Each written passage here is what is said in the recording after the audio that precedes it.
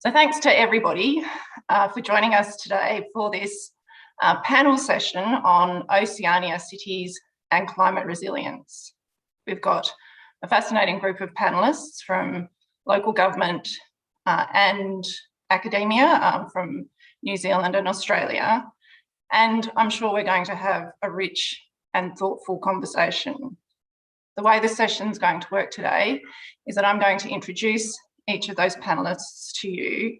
And then we've got a series of questions that we've been thinking about beforehand that we'll talk through, and then we'll open up the session to questions coming from the audience. So if you can put your questions as they come up in the chat function in the Zoom, and we'll get to those as we move through the session. So we'll do our very best to answer all of those questions, or as many as we can within the hour that we've got.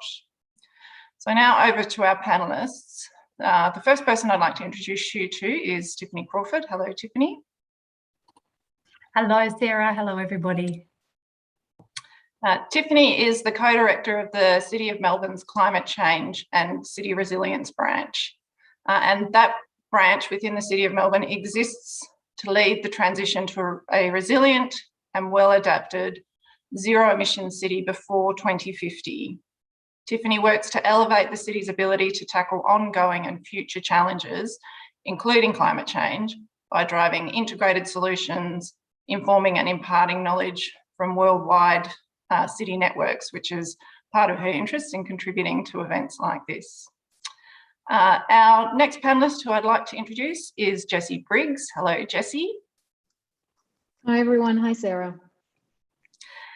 Jessie is a research fellow in urban sustainability whose current research focuses on how cities can practically embed and prioritise the UN Sustainable Development Goals.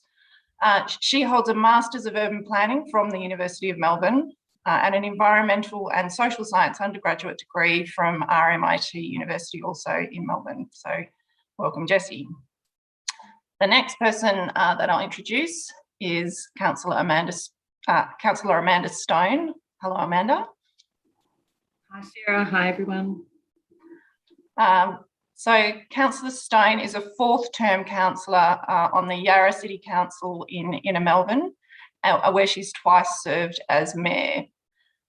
Councillor Stone is currently the chair of the ICLEA Oceania Regional Executive, and she represents Oceania on the ICLEA Global Executive and is special advisor to ICLEA on nature, biodiversity and ecosystem restoration. So she'll be speaking us today in from both of the regional experience with ICLEA, as well as her own local experience as a councillor here in Yarra in Melbourne. And last but not least, on our panel, I'd like to introduce Ian White. Hello, Ian. Kia ora koutou katoa, nau mai haere mai from Aotearoa, New Zealand. Thanks, Sarah. So Ian is Professor of Environmental Planning and Associate Dean of Research for Arts, Law, Psychology and Social Science at the University of Waikato in New Zealand. His research investigates the science, policy, practice interface with a focus on analysing why systemic change is so difficult. For example, in issues like new forms of spatial development, climate change adaptation, and addressing the housing crisis. So thanks to all of our panellists, and thanks again to our audience for joining us. So I'm now going to lead into some of our questions that we've been thinking about. And my first question is for Ian and Amanda. What do you think, from your various perspectives, are the most pressing issues for government in managing urban resilience? So over to Councillor Stone, perhaps you can kick us off. Sure, thanks, Sarah. And I'll speak as a councillor, I guess, and a perspective in local government, that particular level of government, because at that level, we are really in a position of building resilience before we can actually manage it. And one of the key things to consider is that, as we all know, there are huge inequities in all cities, and resilience to anything, including climate change, can depend on who you are and where you live. And some vulnerabilities are also quite hidden. So we need to be able to identify these and also identify what's needed to build resilience in these communities. There's no template that fits everybody. And finally, we need to resource resilience building. As we all know, cities and local governments receive very small amount of the national tax revenue in Australia, 3 to 4%, and yet we're managing huge amounts of infrastructure, delivering lots of services and have lots of responsibilities. So the three key challenges to my mind are firstly addressing knowledge gaps and getting access to data that's useful. That's a common theme. Secondly, identifying those inequities and addressing them. And thirdly, obviously, resourcing. I'll just give a couple of local examples from my city, where 10% of the population lives in public housing. That's the most of any municipality in Australia. Most of those are in high-rise towers, which those little units are intolerably hot during heat waves. Those towers are set in large landscape gardens, which act as a buffer, and the temperatures are often several degrees lower than inside. And of course, you can imagine pressures to develop that green buffer in the inner city are intense. But if that happened, the consequences for those residents who have nowhere else, have no choice about where they live, will be significant. So managing resilience for those communities is very, very challenging. Many of our older residents who own their own homes live in homes which are more valuable than when they bought them, but they're also quite old and not well adapted to climate change. These are our asset-rich and income-poor residents. They often make very few demands on our services, so we don't know them, and they're quite hidden, but they're very vulnerable to the consequences of climate change, and we need to understand what those needs are and how to address them. So identifying vulnerabilities to climate change is really important to actually managing resilience. Cities, of course, have this huge advantage of people as a resource, lots of them, and the opportunity to work closely with communities to reduce environmental impacts, to adapt to climate change and build resilience to future shocks and stresses.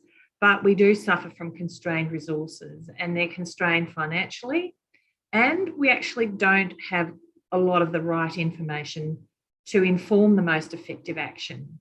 So questions like, where do we invest limited resources for greatest effect in managing and building climate resilience? And this is something lots of local governments are grappling with. Right now, I know some, for a fact, are resisting action because they believe it's unaffordable. They believe it's really unmanageable. So that is a real challenge for managing climate resilience. And another challenge highlighted by the pandemic response has been identifying how to work with other levels of government. Even though that's actually worked quite well and different levels of government have played to their strengths through the pandemic largely, our preparedness to coordinate across municipal boundaries is actually yet to be tested fully for future climate emergencies. So we need to be better prepared. If I just turn to our regional neighbours, some of the islands in Oceania, the towns and cities of small island nations tend to be overlooked by international urban resilience policies and programs because they have such small populations. But these cities and towns are some of the most vulnerable and diverse and rapidly growing urban centres anywhere in the world. And they're also emerging as the most vulnerable in the world to the impacts of climate change. Even though more than half their population live in urban environments, urban resilience has been largely overlooked by international agencies, and so their planning and governance capacities are quite underdeveloped. So their challenge is actually developing their capacity as levels of government to manage urban resilience, and they need support, training and funding. So across the region, from Yarra to the Pacific, there are many pressing issues in managing resilience to climate change, But we first need to build that resilience, and the challenges lie in access to knowledge and data, securing resources to do so, and addressing the inequities which are going to become even more obvious under the future shocks and stresses that climate change will bring. Great, yeah, thanks for that. That's a really grounded introduction to some of these challenges, as well as drawing out those cross-cutting themes, which I'm sure will come up again in our discussion. So Ian, what are your thoughts about government and the challenges of resilience? Well, I'll try and complement Amanda's initial talk by focus on the national level issues. So I'm speaking to you from New Zealand, or Aotearoa New Zealand, one of the actually the riskiest places on the planet. Every natural hazard you can think of, we have, which also means we've got quite extensive research programs looking into resilience and so on. So I'm going to talk about a few of those things today.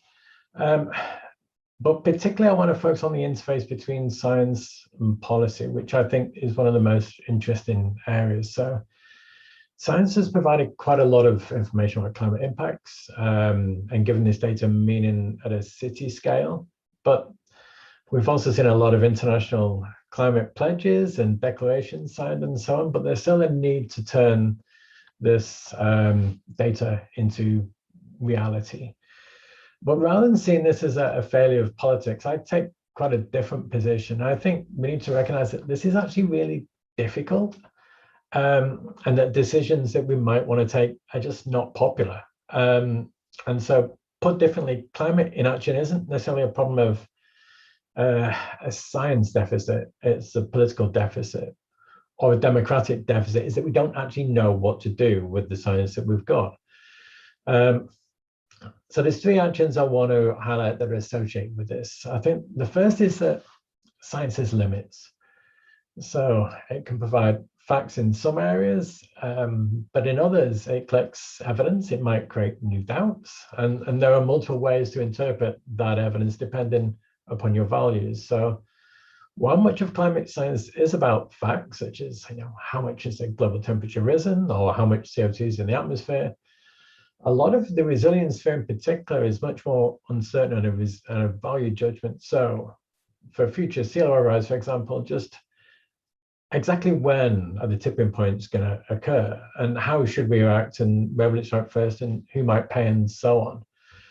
And those are much more values questions than facts questions. So science has limits. It provides evidence, but not necessarily answers. And the second point is related to this inaction, is that there's a difficulty of this values-based politics connected with climate change and resilience. So in New Zealand, for example, we've been researching issues connected to managed retreats. So there's real problems connected with changing property rights, the moving people away from at-risk locations.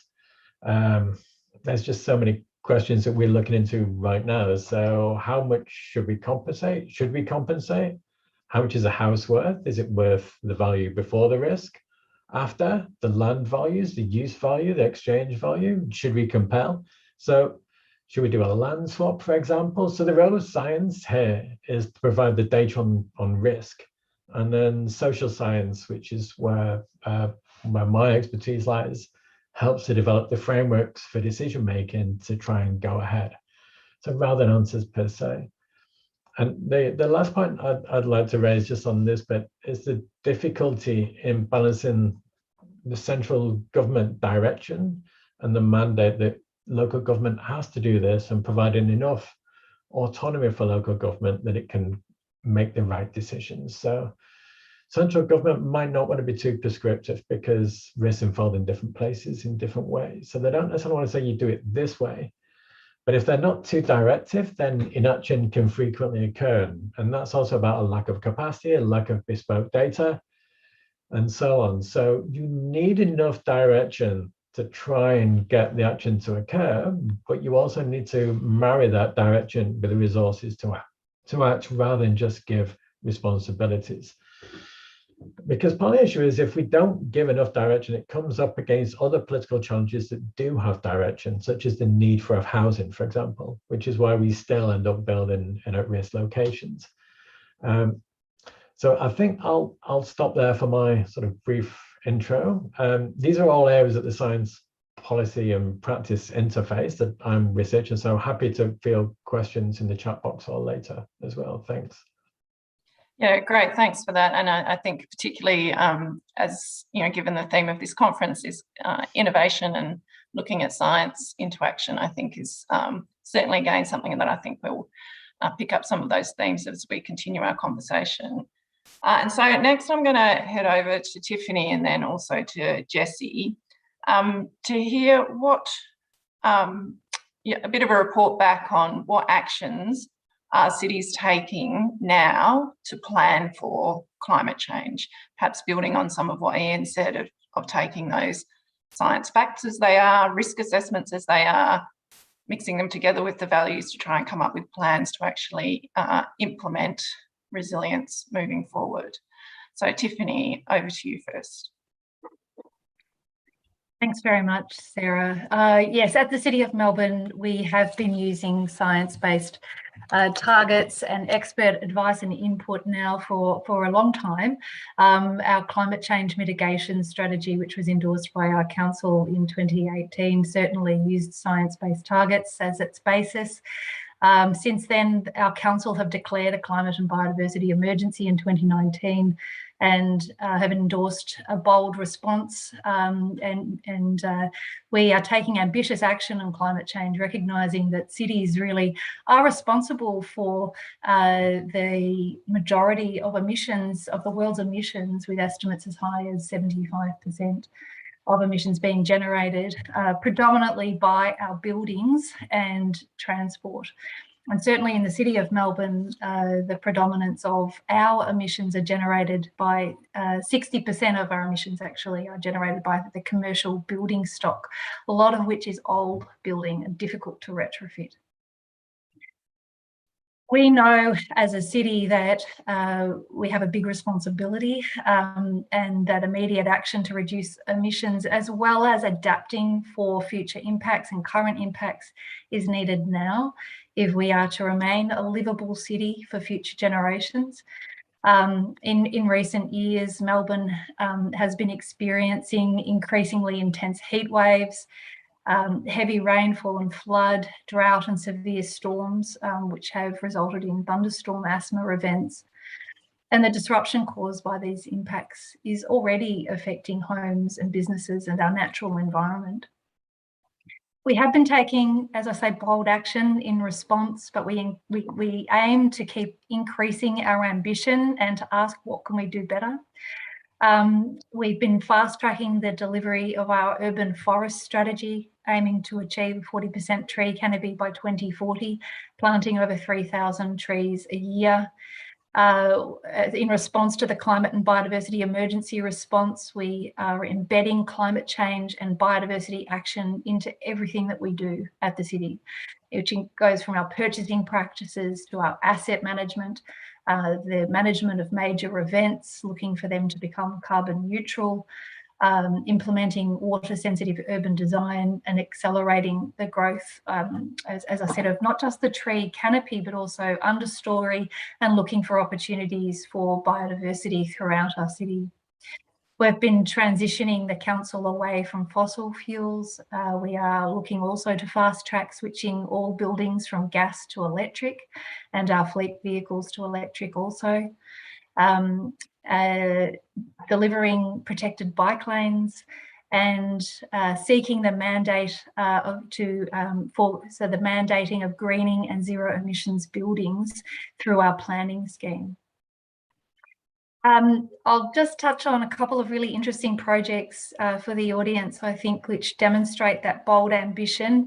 One of our key approaches has been to innovate and to partner with others in developing projects that can be replicated and scaled up, because we recognise that we can't achieve action on climate change alone. And in fact, our climate change mitigation strategy, in looking at those science-based targets and the influence of emissions the emissions that we were able to influence, we only have direct influence over 1% of our city's emissions. Unlike some other cities, we don't have regulatory power over our public transport system or emissions. So a large part of our current focus is on collaborative action with other levels of government. So that means here in Australia, state government and Australian government.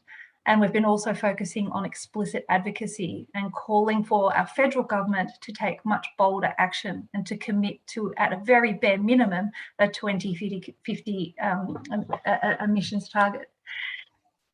So to do that, we've auspiced the Melbourne Renewable Energy Project. We've taken those through 2 rounds now in partnership with others. That was really a groundbreaking initiative, and those 2 projects have reduced our city's emissions by, will contribute to the reduction of emissions of over 5%. And we're now turning our attention to an even more ambitious project called Power Melbourne. And that has at its vision the establishment of a network of mid-scale batteries across the city in partnership with leading organisations, including Melbourne University, looking at commercial delivery models, engaging the community. But again, this is about how do we scale it up? We can't answer all of the world's problems just through our own initiative. This is about giving a model to others to use as well. So I'm happy to talk some more about those projects later on. Yeah, and there are some really exciting projects there. And I think it's also useful when we are thinking about government, just to, as you say, think about precisely what are the limits to what cities can achieve on their own, and moving more towards those partnership approaches, which again is a common theme that comes up in resilience thinking. So now over to Jessie, and perhaps Jessie, you can answer that same question based on some of your, well, partly your research, your experience working with City of Melbourne, and then also perhaps some more international examples based on your research. Yeah, for sure. Thanks, Sarah, and thanks, Tiffany. I mean, Tiffany's provided an incredible selection of examples at a local level. To answer this question, I want to go from a more global perspective. Look at what's happening, like Sarah just said, across the world. And I also want to be clear in saying that disaster preparedness from city and town governments is certainly not a new thing, that local governments have been working with and preparing communities for floods, tornadoes, fires, a whole host of natural disasters for decades. But over the last couple of decades, and particularly in the last 10 to 15 years, we've seen many city governments outpace national governments in their climate action. So we've heard time and time again that by 2050, at least 2/3 of the population will be living in cities, and that cities are generators of carbon emissions, of environmental degradation. They're becoming exponentially bigger targets for shocks and stresses and disasters. But there are also centres to generate solutions to those issues. So justifiably and completely understandably, cities are getting more and more involved. At the local level, it's reported that motivations for increasing city involvement in planning for climate change worldwide include a mix of things like community demand, a desire from the city to enter the international conversation, and because there is a recognition that national governments are not taking action at the scale or the speed or with the right amount of political support necessary to avoid the closest climate tipping points, like others have already mentioned in the panel. In short, though, there's a huge ambition coming from local governments to fill gaps that higher levels of government are leaving when it comes to climate action. As one example, there are now over 2,000 jurisdictions that have declared climate emergency, like Tiff just mentioned for the City of Melbourne. The vast majority of those 2,000 being local governments. And by vast majority, we're talking 98%, 97%. So while the content of those declarations vary regionally, a significant number of those declarations include targets to reduce greenhouse gas emissions in the locality to zero by a range of years, anywhere between 2030 and 2050. And there's a significant amount of cities that are doing that. Milton Keynes in the UK, for example, has actually set a negative carbon emission target by their climate emergency declaration, as in the city aims to be drawing down carbon from the atmosphere by 2050. In a similar way, at least more than 2,500 cities have issued plans to the UN to cut carbon emissions since late 2014, many of which are more ambitious than those sent by national governments under the Paris Accord. What's been more and more recognised, though, is that climate action and climate change action is more than reducing emissions. And more recently, there's an increasing number of local governments that have taken a wider lens to climate action, while simultaneously being an increase in the number of city alliances and coalitions like Innovate for Cities, like Global Covenant for Mayors, like ICLEI, like C40, and the now concluded 100 Resilient Cities that address topics that go beyond emission mitigation and relate to resilience, like planning for uncertainty and planning for unpredictability. In academic circles, there's concern, and there does remain some concern, that cities will favour climate adaptation action over mitigation. However, it's not necessarily what we're seeing at the city level. In many cases, there's an emerging trend of cities bringing together mitigation and adaptation to plan for climate change. Another way city practitioners are widening the lens on climate action and will bring different aspects of climate action together is via localising the UN Sustainable Development Goals for the city and town context, which is where my current work focuses in collaboration with City of Melbourne and with Monash University as well. So dozens of cities have embedded this framework locally and produced a voluntary local review of their progress, with more than 150 more committing to embedding or looking at the Sustainable Development Goal framework.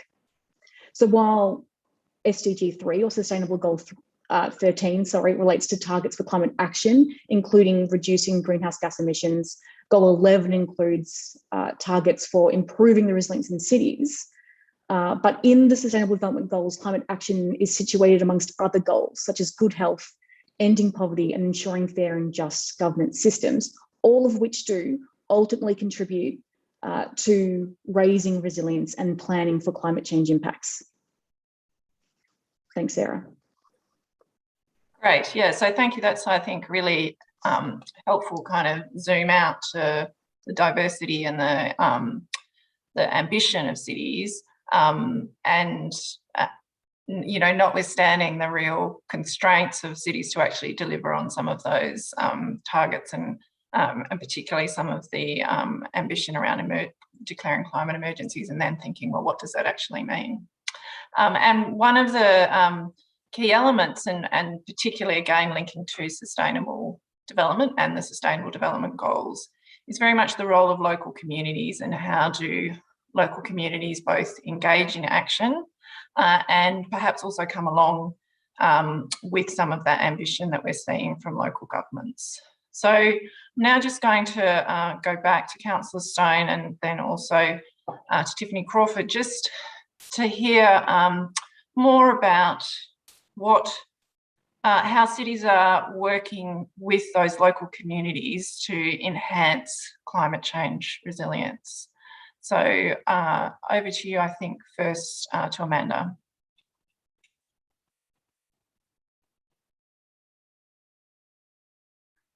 Sorry, a little bit slow on the uptake. Thank you. Yes, look, it was really interesting to hear Jessie talk about the movement towards cities. I think about just over half the world's population's in cities, but in Australia, that's closer to 85%, I think. So the role of cities and their governments is really critical when we're talking about climate resilience. You know, there's recent evidence shows that building resilience to climate change is most effective when it's taking integrated approaches, building on long-term engagement with citizens, and forming partnerships that combine science with local knowledge. And that sounds like the everyday work of local government and cities. And it just highlights that building climate resilience is not something that can be done to or for people, it needs to be done with them. And for that reason, obviously, local governments have a really key role in building climate resilience, because they have that local everyday connection with communities. They experience high levels of trust still, and they're in a position to build on the existing networks and relationships that they already have and form partnerships to benefit their communities. Lots of local governments take a hands-on approach, which seems like the obvious way to go to help residents and businesses build resilience, mostly through energy, particularly where there's disadvantage. So a lot of them have been helping residents, especially on low incomes, who are less likely to take action to reduce their emissions through subsidies and solar panels and switching energy providers, or focusing on energy efficiency with audits and retrofits. And these are fundamental measures which have had some impact on building energy resilience, but they're quite localised and confined to discrete groups within the population. So there's a question about how do we scale that up. In my city, the council-funded Yarra Energy Foundation focuses on residents from culturally and linguistically diverse backgrounds and works with cultural organisations that service those to also improve energy performance of homes and reduce energy bills. But the important thing is that they're forming partnerships which are key to resilience building for these particular communities. And they build multiple levels of trust and connection and provide a foundation for future resilience building action, because this is an ongoing story. In my city, our emissions profile shows that the bulk of emissions come from stationary energy, and half of our properties or more are rented. Very challenging. So renters have very little control over the energy performance of their properties. They're not going to install solar, and they're at the mercy of fluctuating power prices, and often in homes that don't have thermal comfort. So they're vulnerable. We're setting up, like City of Melbourne setting up a series of batteries, we're establishing a series of community batteries which are going to be part owned and run by the community in conjunction with the power company and supported by data from a university to enable those who don't own property or have access to solar to contribute to renewable energy storage and to benefit from it. That's working with the community at the hands-on level of energy, I guess. Just turning to the Pacific Islands, where disaster risk reduction is a key component of climate resilience. Oceania, wearing my other hat, has been working with local governments and their communities there to conduct climate risk assessments and to plan actions at that local level to increase their resilience. And in Kiribati and Tuvalu, for example, in partnership with EROF, communities have been developing new local business ideas, and then we apply a climate risk assessment to those to assist them to identify the climate risks and to address them to make them more resilient. So this is contributing to economic development and climate risk resilience. But I'm going to conclude with one last example, which is a little bit different, but it's a very high impact example of working with community to build resilience. This is a Climate Skills for Climate Action program, which was delivered by 3 local governments, Yarra, Darebin and Moreland. And it built the capacity of 75 individuals who didn't know each other to advocate for change and develop meaningful climate action projects. It built networks of people who are going to go out and work together and support each other's efforts across this quite big geographic region and to build a broader network. And working together just meant 3 councils could do far more than one on its own. As a result, there are 22 projects building climate resilience across the geographic area, and it was extremely well received. And I'll conclude with one quote from one of the participants who said, "So many council and other programs focus on technical solutions to emission reductions. And while this is important, of course, an overemphasis on this fails to realise that action on climate is about winning hearts and minds. We need people to feel connected to the issue and have this connection weave its way through how they live their lives, not just whack on some solar panel and think that's it." So that was a bit of a message for the approach that we might usually take in local government, but it's important because emotional resilience to this very existential nature of the climate emergency is an increasing issue, and it's a really important one. And if we don't address that and build that emotional resilience, people get paralysed and find it hard to actually act. So part of climate resilience is building those community networks of shared concern and creating wider positive networks in action. And it really is hearts and minds in so many ways. Thank you. Great, and there are a couple of really wonderful examples there, and also going back to Tiffany's example of the Power Melbourne, where it's interesting that there are these new technologies that are creating different ways for communities to get engaged. So I think these local actions are really breaking through that classic, oh, technology will save us from climate change, or it's all behaviour change. There's some really nice examples about how the two actually happen together. So yeah, now over to Tiffany. What are your thoughts on the role of local communities in this space? Thanks, Sarah, and thanks, Amanda. I really liked those final reflections, particularly around the importance of connecting to community. I mean, local governments, we have the great privilege of being the closest level of government, at least in Australia, to our community. And I think that's very important for cities. And one of the reasons why we've been able to be so effective in taking ambitious action, but also enabling our community to feel more connected to solutions. One of the other things I wanted to reflect on is that we are currently living through one of the greatest crises and disasters of our time in the pandemic, and there is so much certainly for us all to learn from this experience that's applicable also to climate change when it comes to resilience, and we'll be applying that lens at the City of Melbourne to learn what have we done well, what can we learn from, what could we have done better in looking at the resilience of our community and the resilience of the municipality. Because we do know that we will experience an ongoing range of shocks and stresses as a result of climate change, and that extreme weather and prolonged droughts are going to impact the health and well-being of the community and present a range of challenges, not just for us as a municipal government, but also for businesses and different groups. One of the things we have learned and continue to learn through this pandemic is the value of green spaces to our community. We see people using them in very innovative ways to connect to one another, to look after themselves, to seek respite in new ways. And that will be true too as we see climate change continuing to intensify.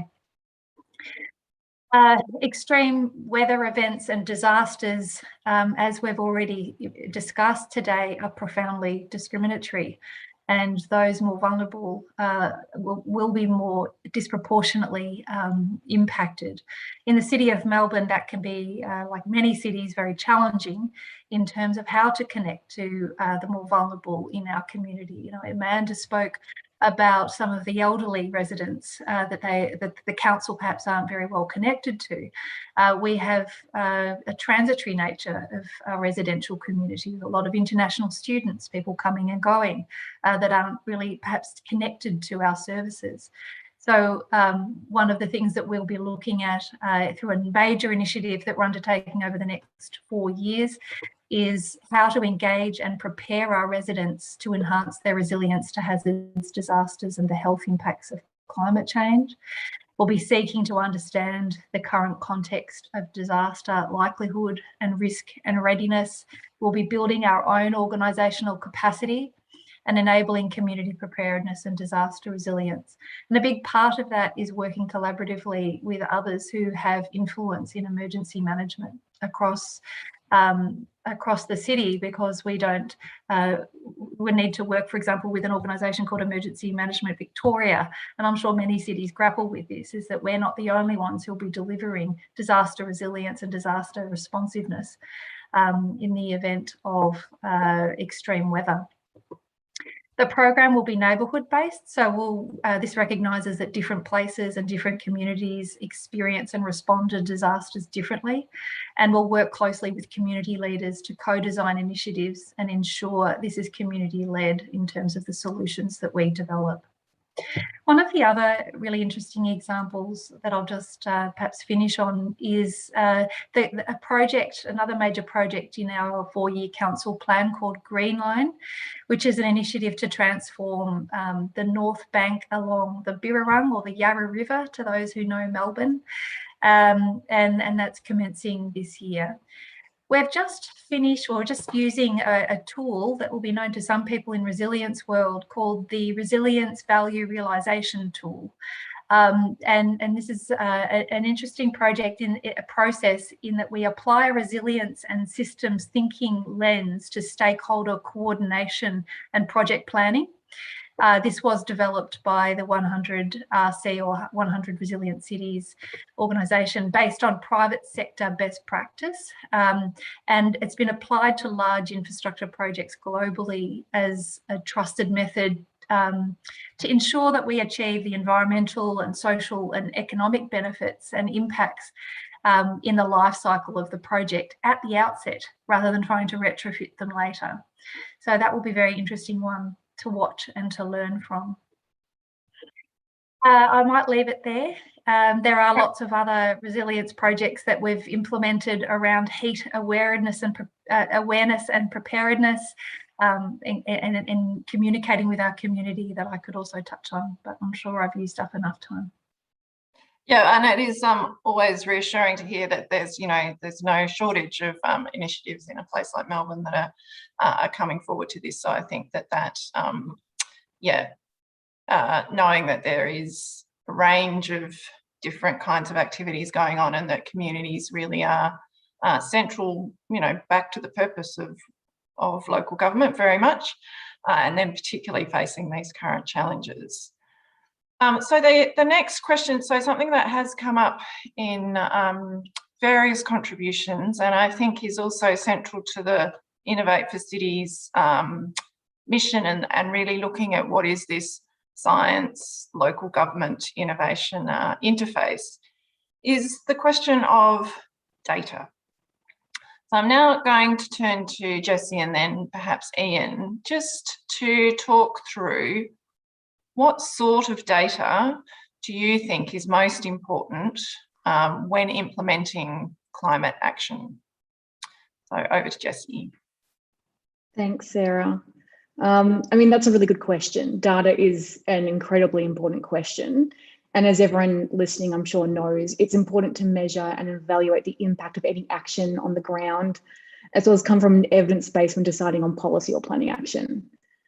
So when it comes to data in relation to climate change, I'm actually going to answer this question directly in a bit of a technical sense, and leave it to Ian to broaden out a little bit. But in a technical sense, there are a few types of data or sorts of data that are important when implementing climate action. So first, context data is important. Context data tells a story of the makeup of a town or a region, and mainly consists of socio-demographic and spatial data. There's also input-output data. So this type of data describes the mechanics of an action or policy. You also have outcome or performance data. So this type of data is the type of data in which you can assess achievement of an overall objective, or how far away you are from a particular goal or outcome. So in the context of this panel, what we're talking about, outcome or performance data allows for assessment of whether or not you have moved the dial in terms of climate change. So an example of that may be that of homelessness. So the desired outcome is zero homelessness. The context data will describe the socio-demographic layout of the city, identifying where interventions need to be targeted specifically. The input-output data will describe the mechanics of the intervention. So in this case, it might be the number of social housing units, the number of safe sleeping rooms, the amount of money spent on the project, for example.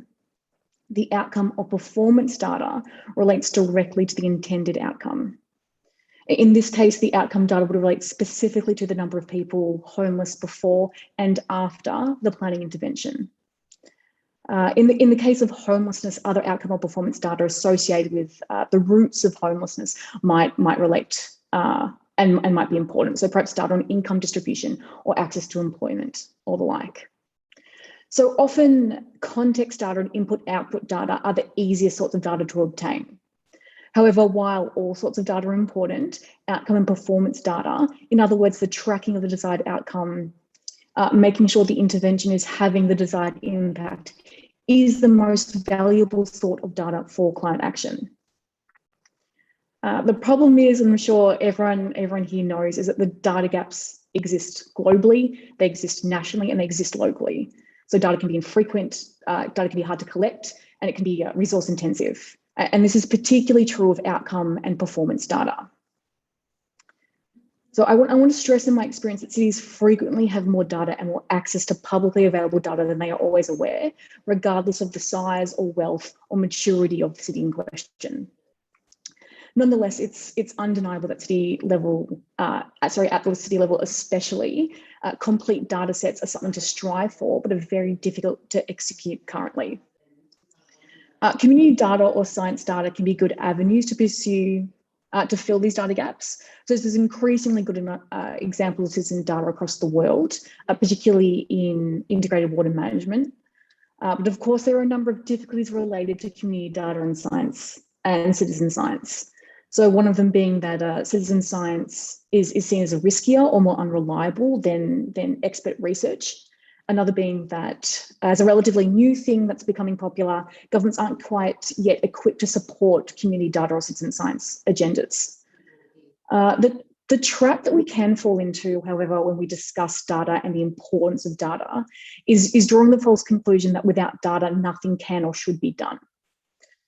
The risk of placing utmost importance on data, particularly on quantitative data, is that for problems for which there are data gaps, or for problems that are particularly complex, that are resistant to quantifications, these issues may not receive the amount of attention needed. So we know that there will be persistent data gaps for some time as data collection matures globally. What we can't afford to do, though, is ignore complex problems like access to justice, or like biodiversity protections, or data that relates to those global limits, as we wait for the right sort of data to become available. So ways of avoiding these traps are being increasingly considered and are really important. And I'll leave it there so Ian can provide a different perspective on data. Yeah, that's really helpful, Jessie. I think to just provide a bit of structure about what is data for, rather than, you know, some of the tech bro stuff about big data is going to solve all of our problems. Data itself, you know, needs to actually reflect some of the problems and decisions that that cities need to make. And then also that idea of data gaps. You know, we know of on a broader social the consequences for gender and racial bias in incomplete data sets, as you might say, being skewed towards particular gender and races in decision making. And so, yeah, I think that same point about if we only make decisions based on things we have data on, then we're going to be making, you know, fairly limited set of decisions based on the things that people in the past thought were important enough to collect information about. So over to you, Ian. What are your thoughts on data and cities? Thank you both. That's two really good points to contribute to. I want to carry on the theme I introduced earlier about the science policy interface, and particularly the first point I want to mention is that the value of data is broader than we might initially envisage. So this relates to the point I made earlier that while data or phenomena can become less uncertain due to scientific advantage, how to act might still be subject to significant uncertainties. So a good example is the IPCC reports. Each one's slightly more accurate, but if you take something like sea level rise, it's just the range is narrowed by some centimeters, really. We already knew enough to act. So science is providing more evidence, but it still needs to be related to politics. So the first point I want to make is that data can open up political spaces for difficult conversations to be had. Okay, we know this, what happens now? So it doesn't have to provide answers. It just allows politics to function in areas where it's not been functioning particularly well, to have, you know, how should we respond to this? The second point I'd like to make around data is that some types of data are better than others at raising awareness, but you actually need multiple types in conjunction to actually get action. So data on economic costs, for example, are really influential because it's a language that insurers understand, or government, for example. And it helps you win an argument for an engagement process with a community where alternative futures might be discussed. But here you need a different type of science approach, which is less quantitative. So those things that resist quantification, as Jessie said. where you can talk about quality of life, place attachment, or those different kinds of, it takes a different kind of scientific approach, but it takes one method of science to open up another method. So it is around interdisciplinarity and different disciplines working together to actually look at those complex problems. This is an area we're currently looking at in New Zealand. I'm leading a program of works from a national science challenge project called Resilience Challenge, actually entitled Difficult Decisions. So it's actually trying to understand why inaction is so frequently occurring. And the last point I want to make before I hand it back is just how resilience and climate change present new challenges for scientific and policy communities and establish ways of designing policy. We need to sometimes reflect on whether those are the most appropriate. So there's a rhythm to policy setting. So science works on these rhythms where we get funding, we research things, we publish, and there might be years lag between that knowledge becoming in the public domain. And then it might be behind sort of paywalls, for example. But as Tiffany said, with COVID, this is the fastest policy domain I've ever seen. We are making decisions on the hoof with incomplete data, and we're pivoting week to week.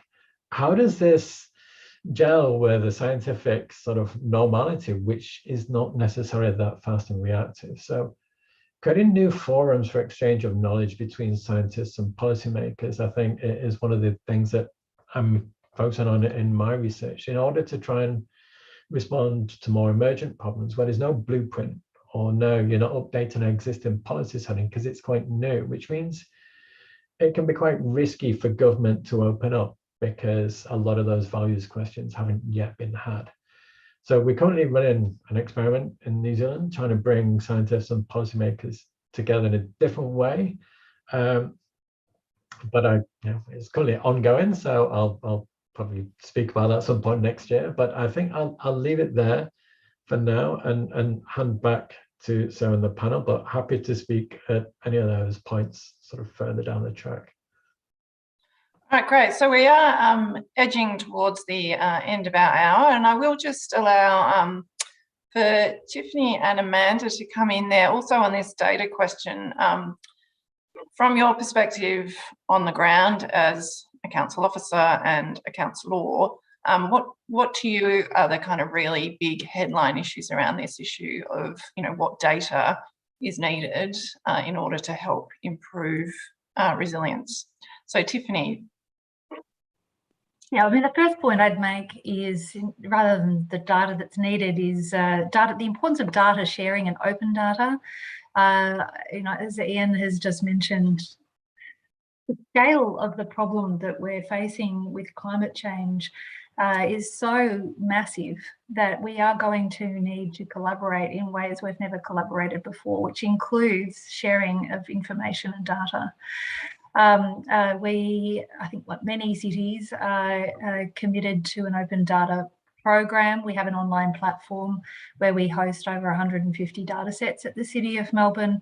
We frequently host open innovation platforms and ask others to innovate for us, recognising that in the public sector we don't have the resources, time, people, or perhaps the best people to solve some problems. And so we'll pose those problems to others to help us solve together. The data sets that we have available on the Open Data Program are diverse. They cover a broad range of subjects. They're very rich, and I think they're really interesting to some people, such as real-time pedestrian counters and parking information on our urban forest.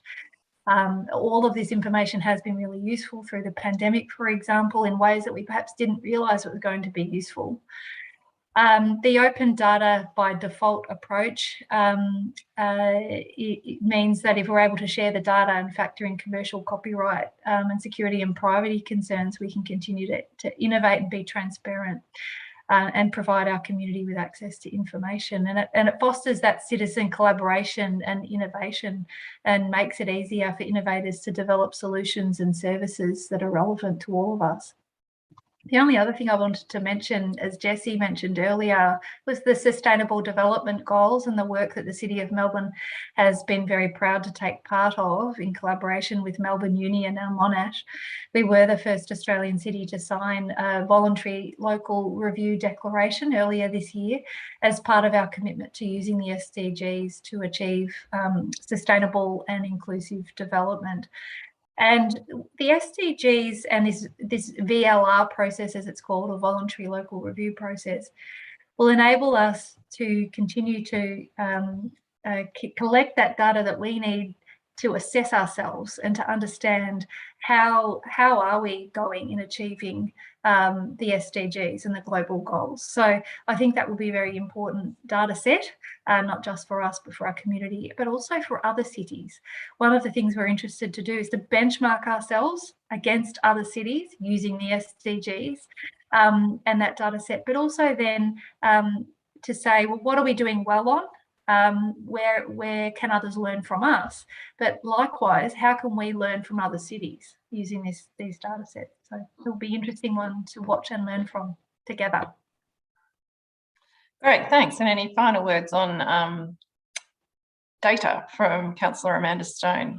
Look, it'll be very short because I'm not a data or data expert, and I really valued the presentation from Jessie. It was a lesson in itself for me.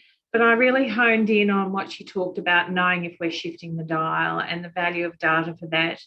And I know that the Executive Officer of Climate Emergency Australia, for example, has just completed a PhD on the impact of working with communities. And his conclusions were that the traditional ways in which councils work with communities to change the hearts and minds and change attitudes has been relatively ineffective. There's a bit about, oh my goodness, what are we doing? But how do we know what is the most effective way to work with communities to change behaviour and build resilience? So there's that sort of mix of sort of data and evidence that Ian's talking about, but also the hard data, and I've probably got the wrong word, which tells us that shifts are actually happening and that we're on the right track or we need to move a bit. And just to Tiffany's discussion about making data available, we know there is a lot of hard data available in local councils. We're working on making that more available and transparent to the community, but we've got community members who are very, very keen on accessing it too. For some, it's to weaponise it for, making an argument, but for others, it's genuine concern and interest, and they really want to contribute to action on climate change and building resilience. So making it available and sharing it is really critical as well. Great, thank you. And so it now just falls to me in the last couple of minutes just to do a quick synopsis of that very kind of rich and, wide-roaming conversation that we had. And I think to do that, I'm just going to return back to Councillor Amanda Stone's first three key themes that she highlighted about cities dealing with resilience, having to deal with inequity, which is now becoming ever more evident through the pandemic. The need for data, which we've just been talking about at some length, and then also for cities and local governments to really have the resources to take the action that they and their communities need. And then also throughout the conversation we heard about, the history of sustainable development tells us is that local governments and cities are really uniquely positioned, being the closest level of government to their communities in responding to these complex challenges like urban resilience and in some cases filling gaps that are being kind of left by inaction at other levels of government, and notwithstanding very real constraints on regulatory powers, and then also budgetary resources and control over, fairly limited asset base themselves, which is then leading, and Tiffany gave us some great examples from Melbourne and also Amanda gave great examples from Yarra about working in partnership with a range of different stakeholders and actors, both in action and in advocacy. And that local government is really breaking down some of these traditional barriers between adaptation and mitigation, technology and behaviour and so on. So just very briefly now, just to finally sum up, I'm going to just say thanks very much to Professor Ian White, Councillor Amanda Stone, Jessie Briggs and Tiffany Crawford for our panel. And thanks very much to all of you in the audience for tuning in. Goodbye.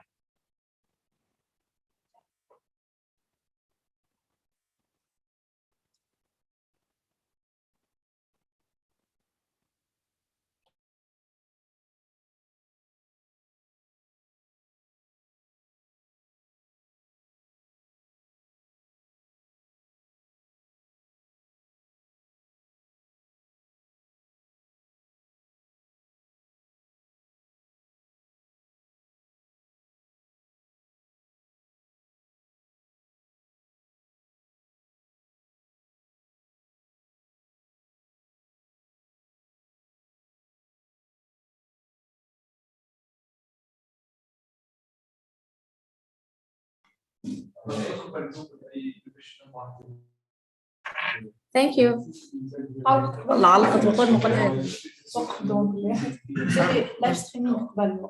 هذا